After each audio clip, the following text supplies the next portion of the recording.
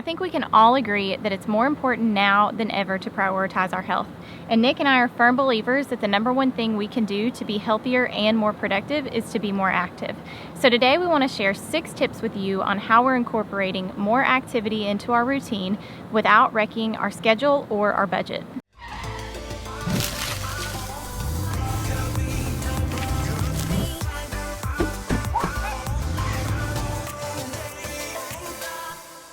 Tip number 1 is to get clear on your intention. When Hannah and I decided that we wanted to focus on our health, at first we set a bunch of weight loss goals.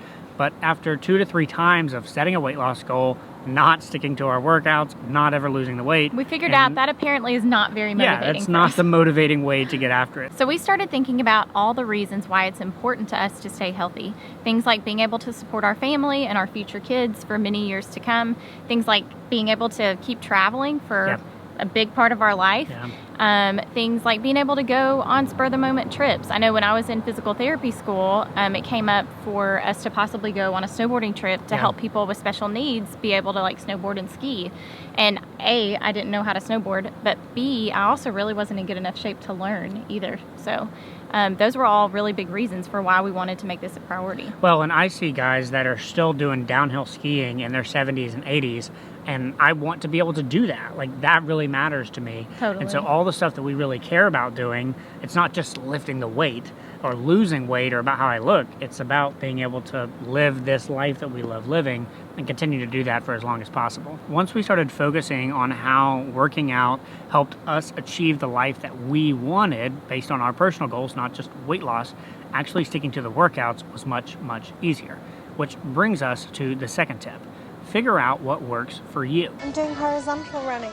Horizontal running. Here's a few things to consider. Would you rather work out at home or at the gym? With weights or using body weight? Doing HIIT workouts or heavy lifting, or some sort of combination? Do you need group accountability to keep you going, or would you rather go solo? The home versus gym thing is super important because there's a lot of people that work out really, really well at home. They stick to it. That matters. There's a lot of people that they're not going to work out at home and they really need to physically go to a gym to work out. And even though you might save some money in your budget by not having the gym membership, if you're never going to work out at home, then the gym membership is probably worth it. Totally. For me and Hannah, though, it was just the opposite. We were spending a ton of money on the gym memberships and we never went. Because if I had to go get in the car and drive somewhere, even if it was only 10 minutes away, I wasn't going to do it. We needed to be able to walk right outside that Airstream door and start working out for us to be able to stick with it. Similar to figuring out what setting works for you, you'll want to spend some time thinking about what style of workout suits you best. And this may be one of those things where you start out one way and then progress to something else. So for Nick and I, when we first started working out, we found that body weight exercises and high intensity interval training with short bursts of activity really worked well with our schedule. And now that we've been doing that more regularly, we're starting to figure out how to incorporate different types of workouts into that so that we're more well-rounded. So the last thing on that list that we mentioned was figuring out if you need group accountability or if you want to go at it solo. So I figured out that I really enjoy group classes. So I tried to find a way to get that type of group setting without paying for a gym membership.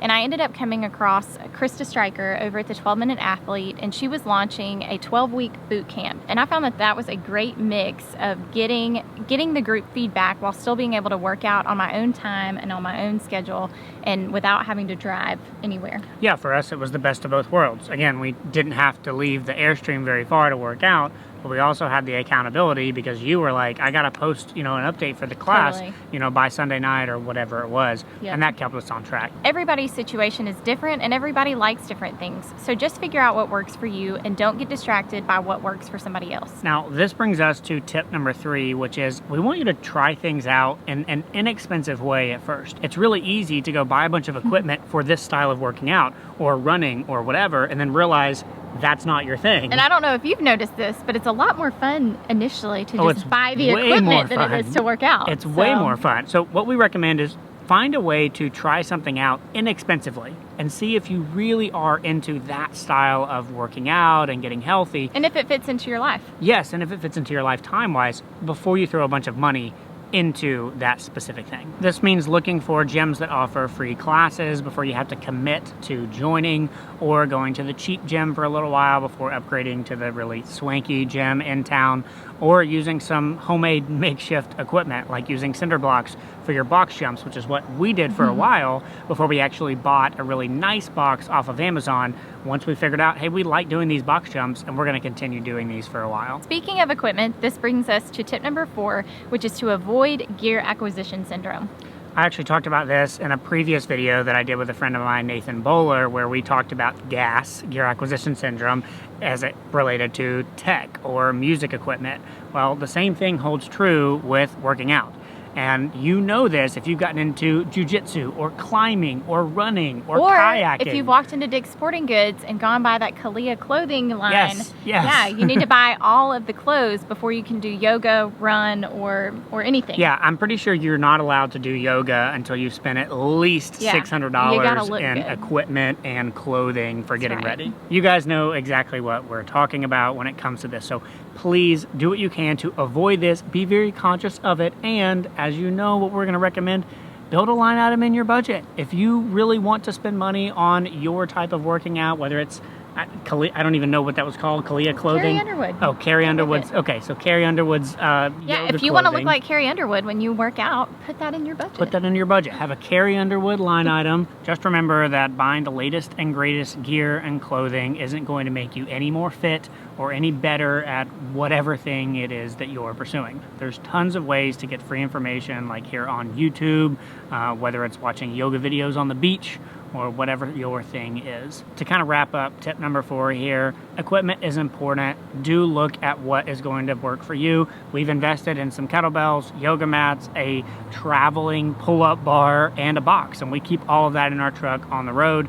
So yes, spend a little bit of money, just don't get into the gear acquisition syndrome phase. Watch yourself. Remember, you don't need equipment to get started. There's tons of body weight only exercises that you can do and then progress to things that require equipment later. Okay, tip number 5 is to invest into the right areas to avoid big medical expenses down the road from injuries. Saving money on your minimalist workout is not all about not spending any money on stuff. It's about spending money on the right stuff. And if you have a history of injuries in certain areas, like me, I've been on crutches 3 times. Yeah, 3 times now for turning my ankles. So I make sure that I have some good ankle braces, good ankle wraps, and good shoes so that I can avoid doing that later down the road. Tip number 6 is one that helps keep your workouts more enjoyable, or at least it has for us. And that's to remember that you don't have to win your hobbies. This is an idea that comes from Ryan Holiday, and he talks about the fact when he goes out to work out, he's not trying to beat anybody, he's not trying to be the best, he's just trying to get out there and get it done to be a better version of himself. This one can be really hard for uber competitive people like myself, but it's important to remember that I'm not out here trying to win, I'm just out here trying to improve my health. One last thing on this is an idea from James Clear's book, Atomic Habits. He talks about how important it is to have a sense of satisfaction right after you complete any sort of good habit that you're trying to implement. That's the only way that you can make things stick. So going back to our first tip, if you have a weight loss goal set, if you're not seeing the satisfaction of that number on the scale going down, then you're not going to have a sense of satisfaction with your workouts.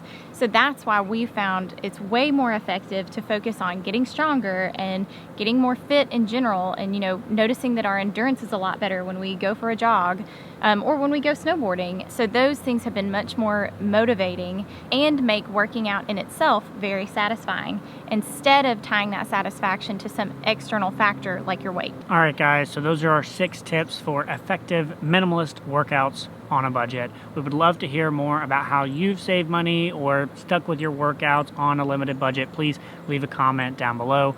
As always, we can teach you what we're doing to work out on a budget, but we can't make you do it. The choice is yours. We'll see y'all next time.